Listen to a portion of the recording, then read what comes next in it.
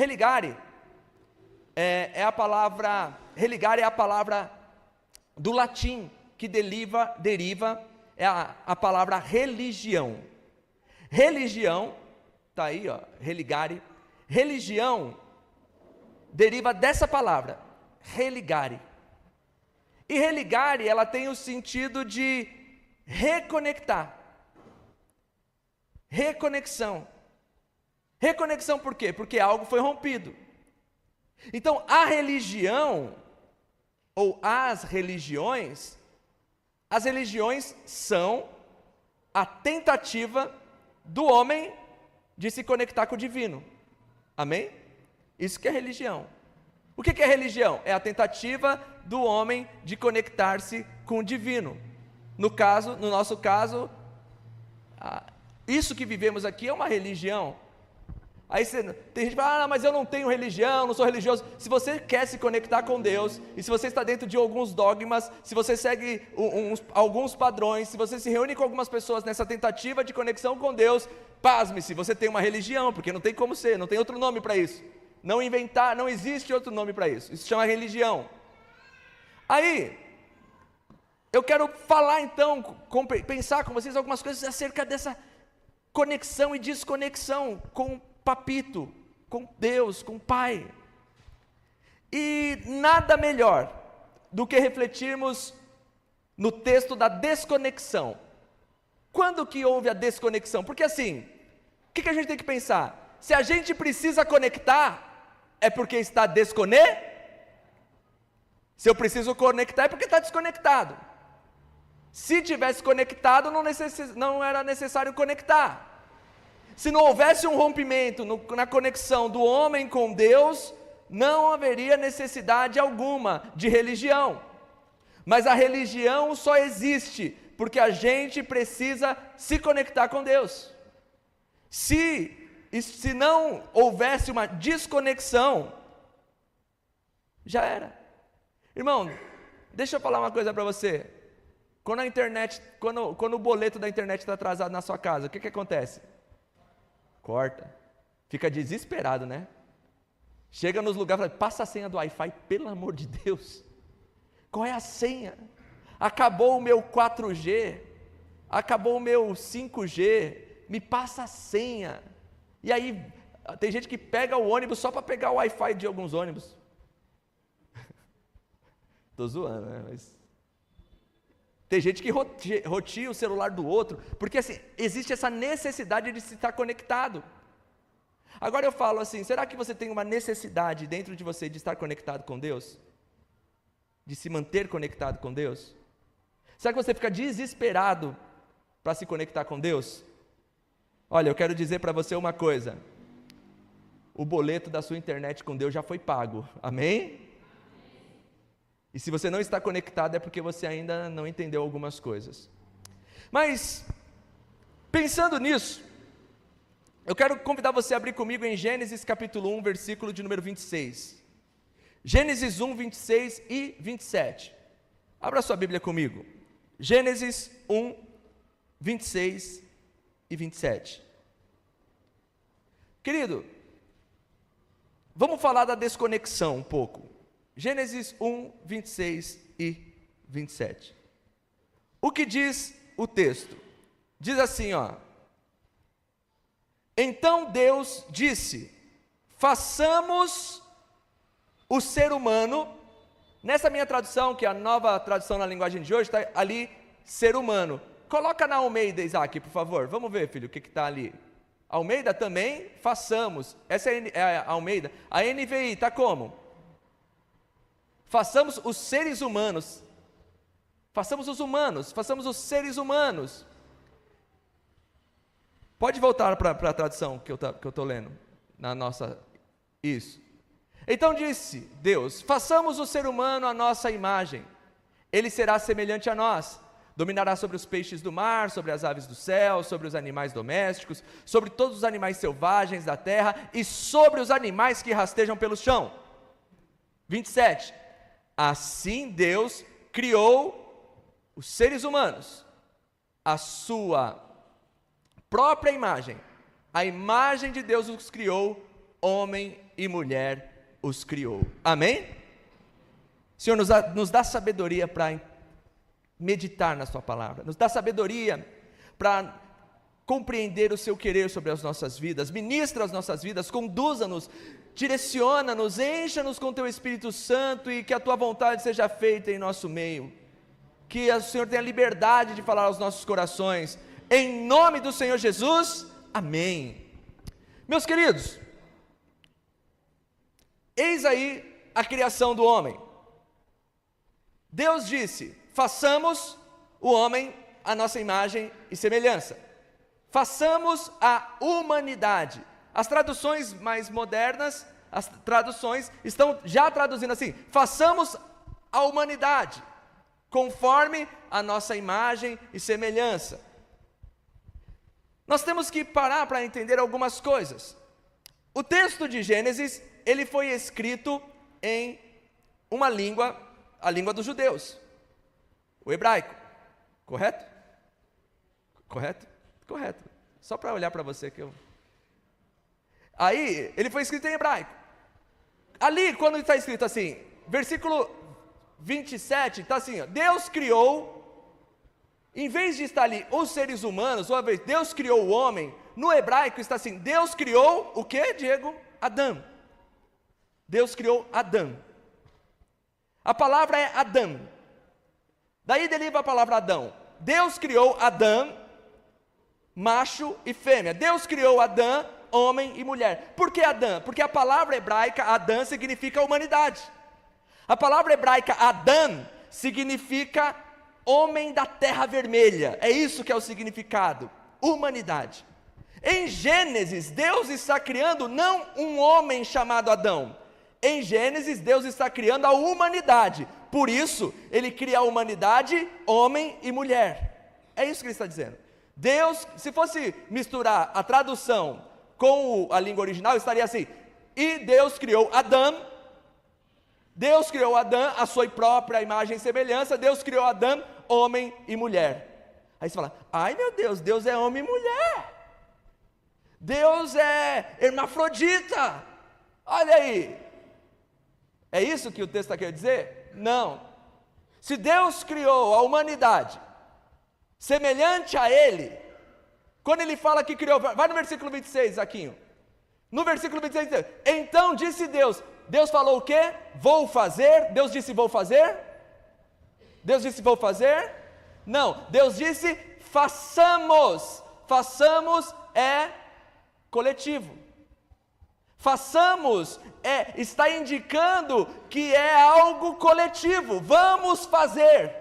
Não é que nem sua esposa, sua mãe ou algumas mulheres daqui falou hoje assim: vou fazer o almoço, vou lavar a louça, vou arrumar a casa. É só assim, né? O peso sobre algumas pessoas. Vou fazer. Ou alguns homens, né? Vou lavar o banheiro, vou arrumar a casa. Mais difícil. Mas Deus falou: não vou fazer, façamos. Vamos fazer algo que é semelhante a nós, a nossa imagem e semelhança. Olha o que Ele está dizendo. Por que Deus está dizendo isso? Porque Deus é coletivo. Deus é Pai, Deus é Filho, Deus é Espírito. Deus é Pai, Deus é Filho, Deus é Espírito. Deus é uma comunidade em si. Deus é uma comunidade em perfeita harmonia. Olha que coisa linda. Façamos o homem à nossa imagem e semelhança. Se eu vou fazer algo que é parecido comigo, diz Deus, esse negócio tem que ser uma comunidade. Aleluia.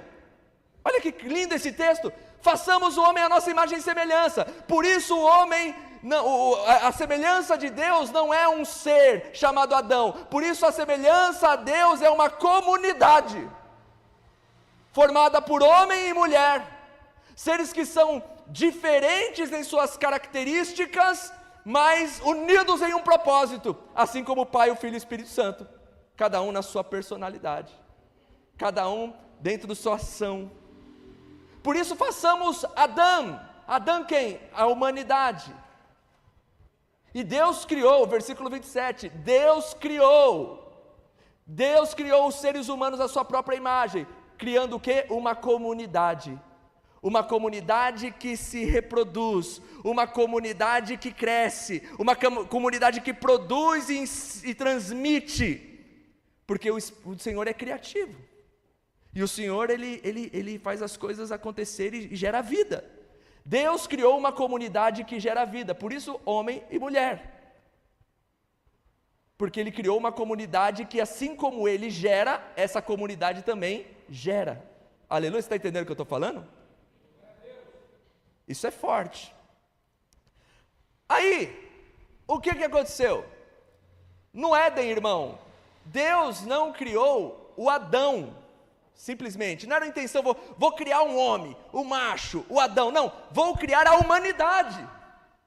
A ideia do homem, de Deus, é criar a humanidade, uma humanidade que caminha em comunhão, uns com os outros e com Deus. No Éden caminhavam cinco pessoas caminhavam no Éden. Quem?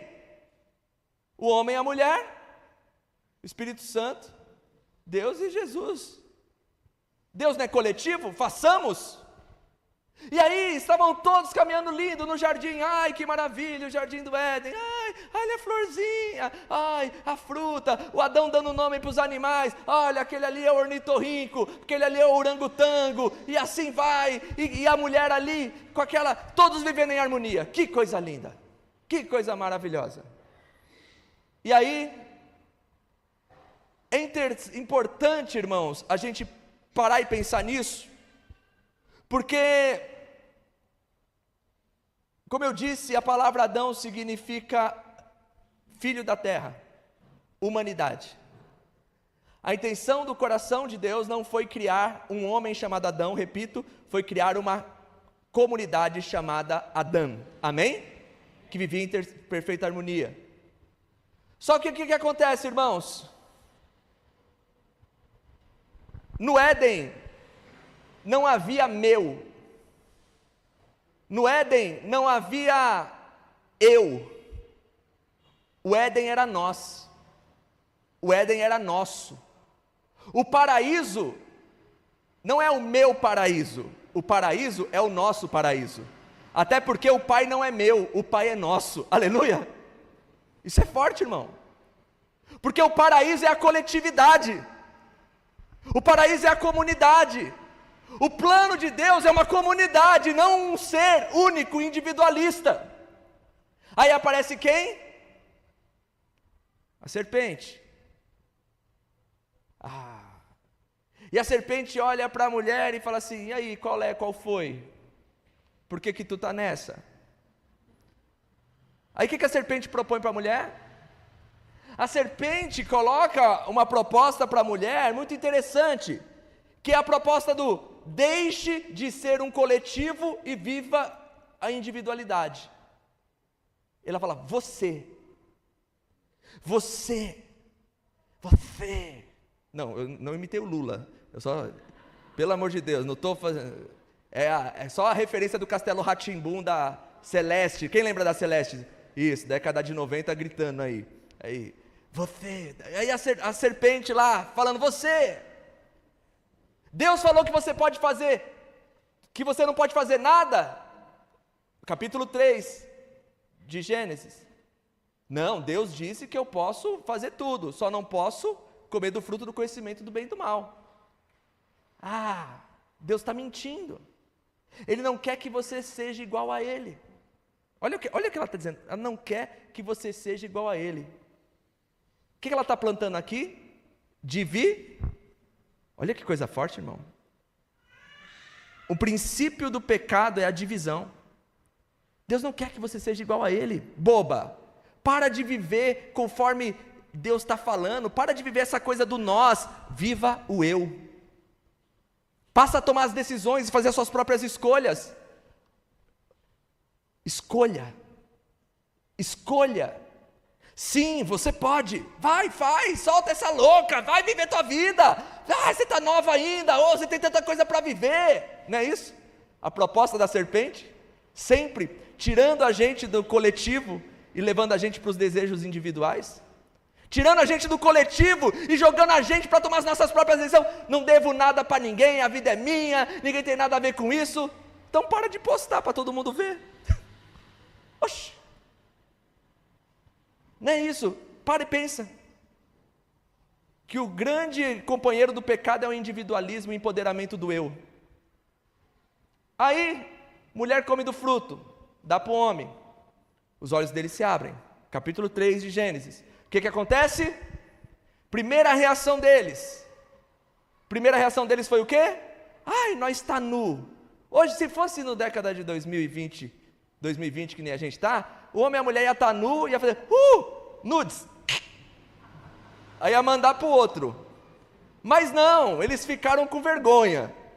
Se cobriram com a folha da figueira. Por quê? Escondendo a nudez do outro. Sabe o que? Olha que isso é muito forte. O princípio da queda da comunidade. Você não pode saber quem eu sou. Você não tem que conhecer minha intimidade.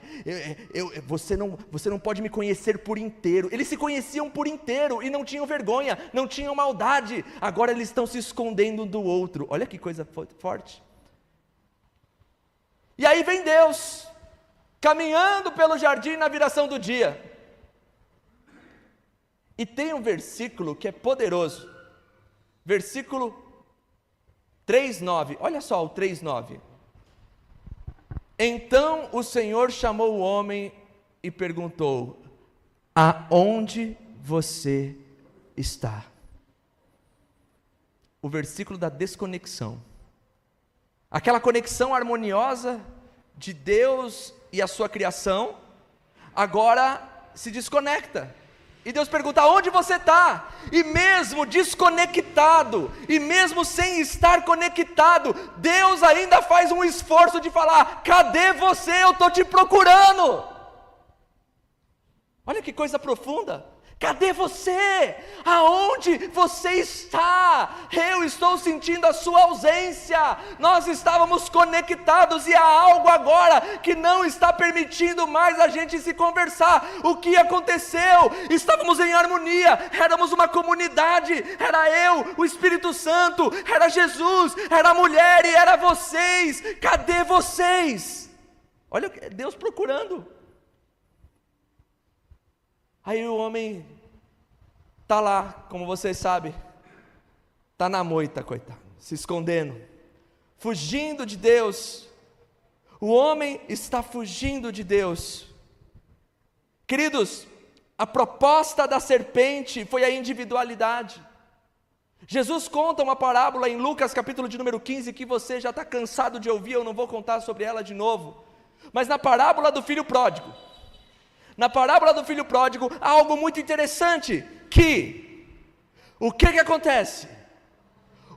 Jesus propõe uma parábola em que o filho olha para o pai e diz: pai, me dê a parte da herança que me cabe. O que é isso? Princípio da serpente no Éden. Eu quero viver a parte de você. Eu não quero que você tenha nada a ver com a minha vida.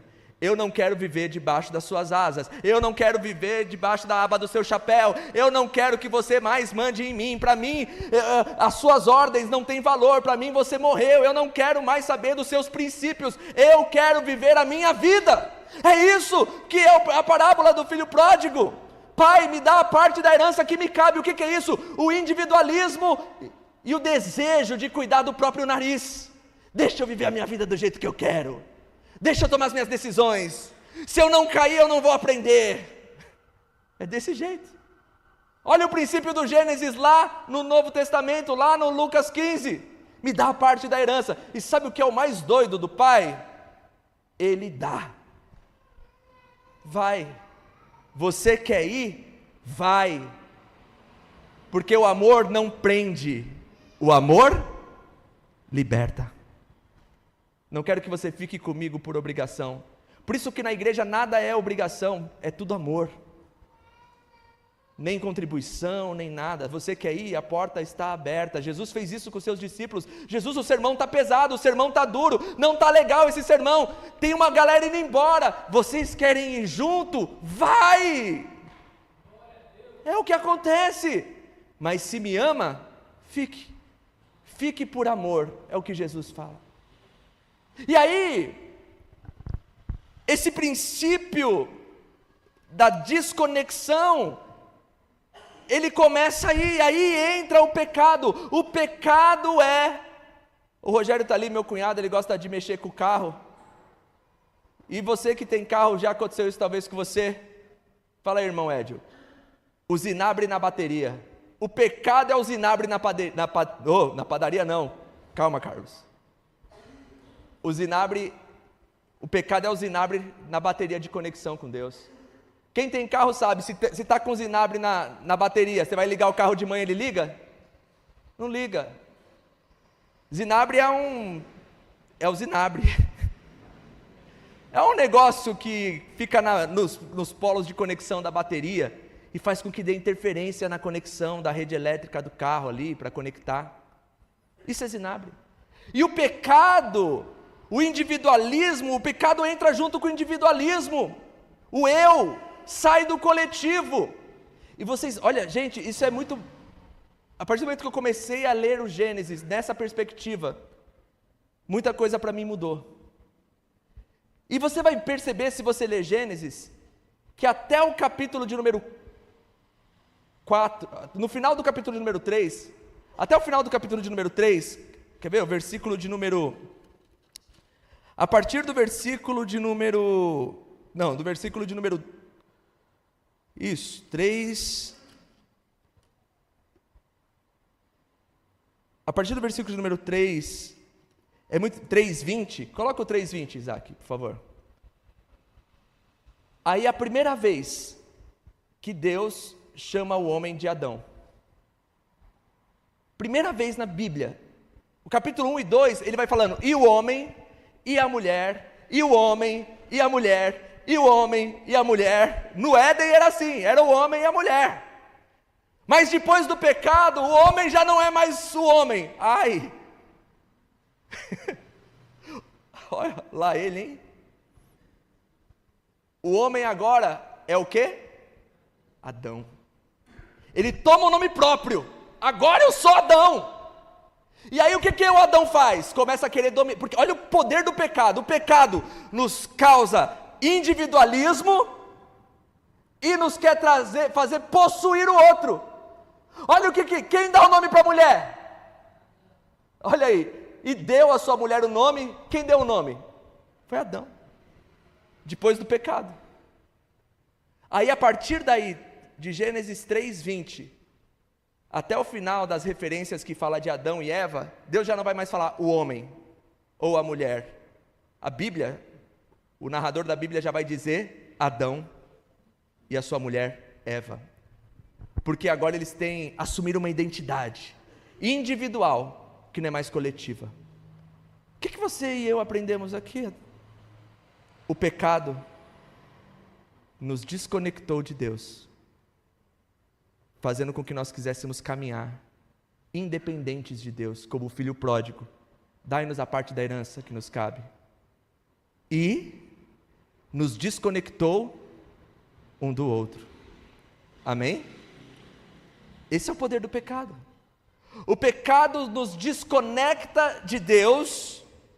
O pecado nos desconecta de Deus e também nos desconecta uns dos outros. Agora o homem tem um nome, eu sou o Adão. Agora você é a Eva. Agora eu sou isso, eu. Meus queridos, eu quero dizer para você, o projeto inicial de Deus, o Éden, o paraíso não é um lugar onde eu estou. O paraíso não é um lugar onde eu realizo os meus sonhos. O paraíso não é um lugar onde eu vou viver a vida plena. O paraíso é o lugar onde nós estaremos com Deus. O paraíso é o lugar onde a vontade de Deus é feita sobre as nossas vidas. O paraíso é a conexão de estar com Deus e viver a um lugar aonde não é a minha identidade de macho ou fêmea que vai contar, mas aonde o plano original de Deus vai se estabelecer, que é viver em unidade, irmão. Viver em comunhão. aonde não é se você é homem ou mulher que vai definir se você ganha mais ou ganha menos, porque no Éden, a conexão com o Pai volta ao princípio, de que não é o Rodrigo, o A ou o B, mas são os filhos, aleluia, amém? Você está entendendo o poder do pecado? O pecado gera individualismo, o pecado faz com que o eu prevaleça. Irmão, aonde há o pecado, e com o pecado em nossas vidas, o eu domina. Por que os casamentos terminam? Por quê? Por causa que o eu quer ser feliz. Eu quero ser feliz. Eu quero, que nem a música do Nat Roots, né? Quero ser feliz também. Olha o Daniel aí, meio Nat Roots você, né? Aí, é onde eu quero ser feliz. Aonde eu quero educar os meus filhos do meu jeito. Irmão, eu te desafio a parar para analisar todos os problemas familiares que você tem, todas as discussões que você tem tido, muitas vezes dentro da sua casa, muitas vezes dentro da sua família, os problemas que tem causado dentro da sua casa faz tempo. Dá uma olhada, o eu está lá, o meu está lá, ele quer imperar, ele quer dominar. O meu desejo, a minha vontade, o meu prazer, o meu dinheiro. Não, querido, não é isso. Isso talvez seja para aqueles que ainda não tiveram um encontro com o nosso Pai. Porque quando eu encontro com o nosso Pai, a vida de casal primeiramente se torna a nossa vida, nossos filhos, nosso dinheiro, nosso prazer, nossa alegria, nossos filhos, tudo vira nosso, deixa de ser eu. E no corpo, comunidade, é isso também, irmãos. O mundo vive um grande individualismo, a busca do meu dinheiro, a minha alegria. Você quer saber o ápice da falta de coletividade? Para mim, na minha perspectiva, um exemplo muito simples que você deve ter perto de você: o abuso do volume de sons de música, que tem crescido cada vez mais. As pessoas não ouvem, elas ouvem a música para que todo mundo ouça, e pouco importa quem está do lado, porque eu quero me divertir. Eu digo para você, aonde o eu impera, ali abunda o pecado também. O eu, a minha felicidade. Eu já vi gente se destruir, trabalhando, conquistando, rejeitando às vezes um tempo de lazer com os filhos, e os filhos crescem. Irmão, filho você não coloca na geladeira para não crescer.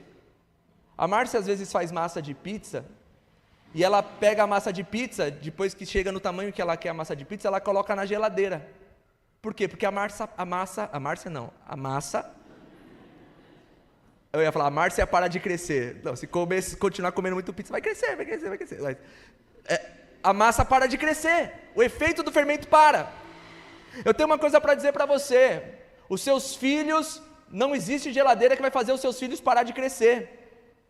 Se você não aproveitar o tempo dos seus filhos, se você não aproveitar a época dos seus filhos, se você não sentar com os seus filhos, se você falar, não, eu estou garantindo o futuro, não é eu, os seus filhos querem você, eles querem estar com você. Você lembra um dia que nós pegamos aqui, ficamos com alguns casais aqui, e mandamos as crianças para a salinha, e lá na salinha eu pedi para quem estava cuidando deles, falar assim, fala para os teus filhos, fala para as crianças desenhar o que elas mais o dia que elas ficaram mais felizes, que elas lembram com os pais delas. Enquanto a gente estava aqui ministrando, foram lá na salinha, as crianças desenharam o que elas gostavam, o dia que elas não esqueceram, que elas lembram do dia de felicidade com o pai delas. Unanimemente, todas aquelas crianças que vieram aqui na frente, Estava assim, o dia que eu fui no cinema com meu pai, o dia que a gente jogou bola, o dia que a gente fez isso, o dia que... Nenhuma colocou assim, o dia que eu ganhei o PlayStation 5, o dia que eu ganhei a bicicleta, o dia que meu pai comprou a casa, o dia que meu pai comprou um carro. Não, tudo aquilo que aquelas crianças de 5, 6, 7, 8 anos desenharam, estava relacionadas com a presença do pai e da mãe na vida deles. Eu não garanto nada para os meus filhos, mas Deus em mim gera uma coletividade na nossa vida, e tem que gerar, porque eu já vi, como eu disse, muita gente falando, eu tenho que cuidar do futuro, e quando chega no futuro, olha para o lado, aí de repente do nada, sua filha está de mão dada com um barbudo, não tem nada a ver. Se eu não tivesse aproveitado bem ela, eu estava triste, mas estou feliz, eu aproveito. Aqui nossa aliança, eu e a Iris tem uma aliança. Vocês me perguntam por que eu uso 2 alianças? É com essa coisa aqui que eu tenho uma aliança. Nós temos uma aliança, nós temos um pacto, antes desse cara aparecer eu já tenho um pacto com ela, o problema é seu, eu já tenho uma aliança com ela, construída, já teve tempo da gente ficar bravo um com o outro, da gente chorar, da gente chegar e falar assim, tá vendo? Teve um dia que eu nem precisei brigar com ela, ela fez um negócio muito errado, só fiz assim, não esquece disso. Ixi, já está chorando. Chora, porque isso é construído. E quanto eu está querendo garantir um futuro, a gente tem que viver o presente com Deus, irmão. Porque o eu tem destruído casas, o eu tem destruído famílias, os meus desejos, a minha visão, o meu, para! Tu é errado, tu é falho, tu é pecador, se desconstrua, morra e nasça de novo, mas não nasça para o eu, nasça para o nós, nasça para o nosso, porque aí você vai entendendo que o coletivo é o projeto inicial de Deus, aleluia, porque Deus criou Adão, não criou simplesmente o Adão, mas, o interessante, isso é forte, não é, irmão? Irmão Ed, você canta igual ao seu irmão?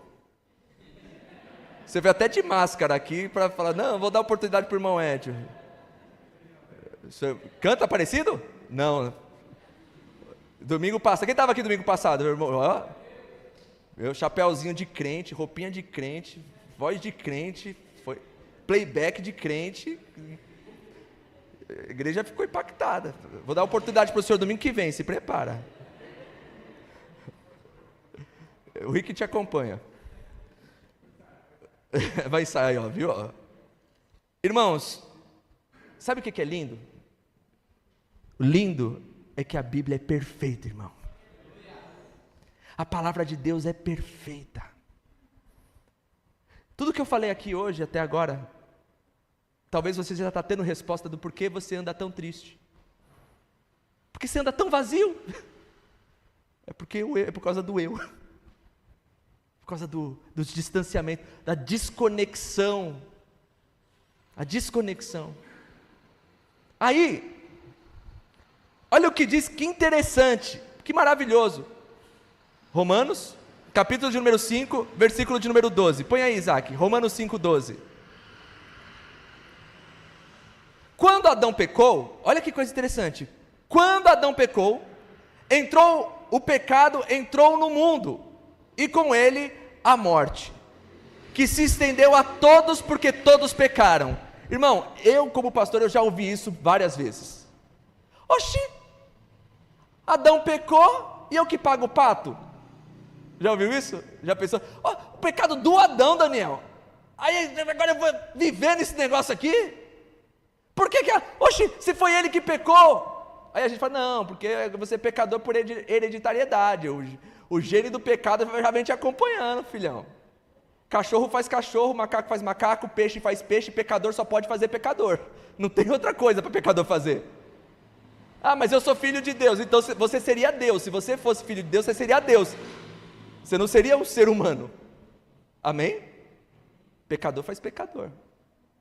E aí tem gente que acha injusto, fala, mas é injusto. Um pecou e todo mundo se lascou. É o que o pessoal fala. Ah, não. Isso para mim não dá. Leu 13, Isaac. É fato que as pessoas pecaram antes que a lei fosse concedida, mas porque ela não existia, seus pecados não foram levados em conta. 14. Mesmo assim, do tempo de Adão até Moisés, todos morreram, incluindo os que não desobedeceram a uma ordem explícita de Deus. Como Adão desobedeceu. Na verdade, Adão é um símbolo da representação daquele que ainda havia de vir. Aí olha só o versículo 15. Mas há uma grande diferença entre o pecado de Adão e a dádiva de Deus. Pois o pecado de um único homem trouxe morte para muitos. Adão trouxe morte para todos. A desconexão. Mas olha só, ainda maior, porém, é a graça de Deus. E a sua dádiva que veio sobre muitos por meio de um único homem. Então se você reclama que eu sou pecador, então por causa de Adão eu sofro a consequência do pecado, por causa de Adão, então agora eu morro, por causa de Adão, agora então, por causa de um homem eu morro, então tudo bem, a graça é maior, por causa de um homem você pode viver, por causa de um homem seus pecados estão perdoados, por causa de um único sacrifício, é o que o Paulo vai dizer a seguir, por causa de um único sacrifício, só um sacrifício, mas feito por Deus na cruz do Calvário, todos os nossos pecados estão perdoados. Uau! Por causa de um homem, houve uma desconexão, mas por causa de um homem, há uma reconexão. Jesus Cristo de Nazaré. Isso é muito lindo, isso é maravilhoso, porque irmão, sim, estávamos desconectados, sim, vivíamos o individualismo, sim, estávamos alienados em nós mesmos, mas Deus, em sua rica misericórdia, traz uma solução, para todo o nosso pecado, e essa solução, é como Paulo enfatiza, na parte final do versículo 15, é Jesus Cristo. Sabe, irmãos, eu quero dizer para você essa noite, que se você está desconectado, se o seu coração está distante da verdade, do amor, da vida abundante, se você sofre as consequências do eu te convido a entrar pelo caminho que é o nosso, Jesus Cristo, que é o caminho, a verdade e a vida, e ninguém vai ao Pai a não ser por Ele. Por que ninguém vai ao Pai a não ser por Ele? Porque por Ele veio a salvação. Se por um homem veio o pecado, por um homem veio a salvação, e esse homem é Jesus Cristo. Isso é forte. Por que o caminho é Jesus Cristo? Porque nele veio a salvação. Sabe, irmãos, há um movimento de Deus para se reconectar conosco. Você está pensando, hoje eu vim na igreja para buscar Deus. Tadinho. Então quer dizer que você veio na igreja para buscar Deus? Eu tenho outra perspectiva para você essa noite. Deus foi ao teu encontro. Lucas 15, parábola da ovelha perdida. Um homem tinha 100 ovelhas, uma se perdeu. Tadinho. Tenho 99. Para que uma ovelha machucada? Para que uma ovelha ferida? Para que uma ovelha... deixa lá.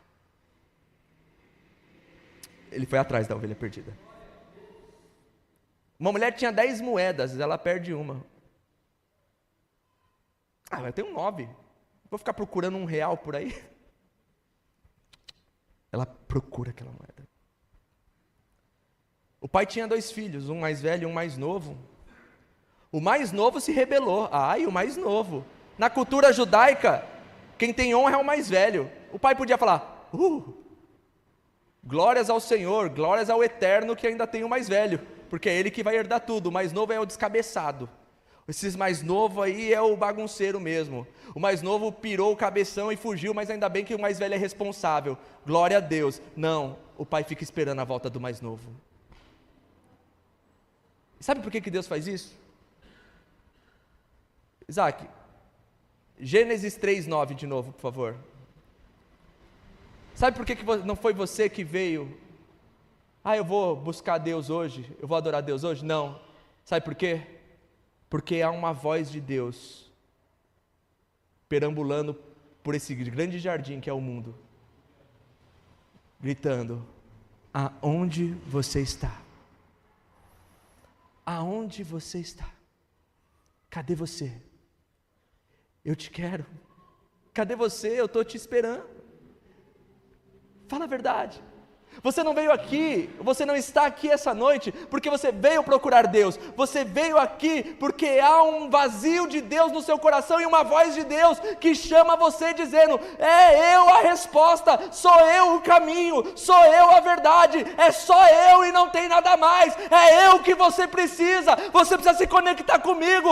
Os teus problemas, as suas dores, as suas angústias têm uma resposta. Então eu estou gritando: aonde está você? Porque eu estou te procurando, eu estou te chamando para voltar a não caminhar mais sozinho. Eu estou te chamando para se reconectar comigo e caminharmos juntos. Não é eu, há uma voz de Deus dizendo aos corações: aonde você está? O clamor de Deus, uma busca de Deus, dizendo aonde você está. E Jesus, ele diz: eu sou o caminho, eu sou a verdade, eu sou a vida. Então eu quero dizer para você, quando você está achando que você está indo buscar Deus, Deus já te encontrou antes no caminho faz tempo, meu querido. Ele só está preparando o caminho para você fazer que nem o filho pródigo. Irmão, deixa eu falar uma coisa para você. Essa semana a gente estava lá na casa da Neide, e eu ministrei para as crianças sobre o filho pródigo. Eles ficaram empolgados lá, né, Vitor? E vou fazer uma pergunta para você, rapidinho, já vou encerrar. O filho pródigo foi embora, amém? Falou: pai, quero viver do jeito que eu quero, para fazer as coisas que eu quero, beleza? Não quero viver conforme as suas responsabilidades, conforme a sua voz. Quero viver a minha vida do meu jeito, independência. Independente, amém, foi viver a vida, legal. O que aconteceu com o moleque? Gastou o dinheiro, torrou tudo. Igual o pica-pau, mulheres, carro, tudo isso. Foi lá. E aí, veio uma crise, porque crise vem, irmão, vou falar uma coisa para você: crise vem, crise acontece, crise existencial, crise financeira, crise emocional, hoje tem crise até de identidade sexual, tem crise de tudo, não é brincadeira, crises, elas vêm, e não estão sob nosso controle. Veio a crise, cara sem dinheiro, foi pedir para cuidar de porcos, amém? Ao ponto de desejar comer a comida dos porcos. É isso que Jesus conta. Deixa eu fazer uma pergunta para você. Eu posso chegar diante dessa perspectiva de Jesus, diante da parábola de Jesus. Olha essa aqui, Daniel. Eu posso chegar e falar assim: olha, o pai, a culpa foi do pai que o filho está passando necessidade. Posso falar isso? Ninguém que lê a parábola do filho pródigo ousa em acusar o pai, a gente fala coitado, o coitado do pai que está lá esperando a volta do filho está vivendo a desgraça que está vivendo. A gente acusa o pai? Quem está naquela... Aí a gente fala assim, está lá porque quis. Está lá porque quis caminhar seu pai. Está daquele jeito lá, mereceu.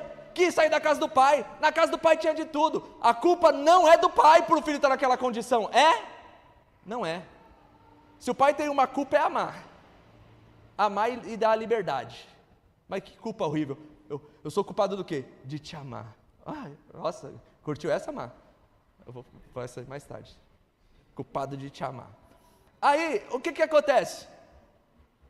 Você pode culpar o pai por causa da situação do filho? Só segura essa no seu coração. A situação que você se encontra de desespero, de angústia, de necessidade, de aflição, de miséria, não é culpa de Deus. É de você que caminhou para longe dele. Se eu não ouso culpar o pai do filho pródigo, e o pai representa quem? Quem o pai representa? Deus! Por quanto mais você quer viver independente de Deus, mais perto dos porcos você estará. Essa é a moral da independência. Essa é a moral do pecado. Quanto mais longe do Pai você estiver, mais perto dos porcos você estará. E a culpa é do Pai? É, Nilson? Não é. Então não culpe Deus por sua miséria, porque na verdade Ele é a resposta da sua vitória. Ele é a restauração da sua vida. Ele é a paz. Ele é o restaurador, Ele é o que abraça, Ele é o que cuida, Ele é o que provém, Ele é aquele que de graça, é free, é grátis, por quê? Porque o filho quer devolver, quer falar, pai, eu quero ser escravo agora, o Senhor me faz como seus servos, o pai fala, não, filho não é servo, vem aqui, você se arrependeu, põe sandália nos pés dele, põe um anel no dedo, troca as vestes dele, mata o bezerro cevado, sabe por quê? Porque não tem como você pagar aquilo que você levou de mim. Eu repito, Deus quer se reconectar conosco. Deus quer se ligar a nós. Há um clamor de Deus a nós dizendo, aonde está você? Eu quero você. Eu quero estar com você. E é por isso que existe a religião. E a religião para nós é Jesus Cristo. O segundo Adão, que nos conecta com o Pai. Jesus é a nossa religião, que nos faz abrir mão do eu para vivermos o nós. Amém?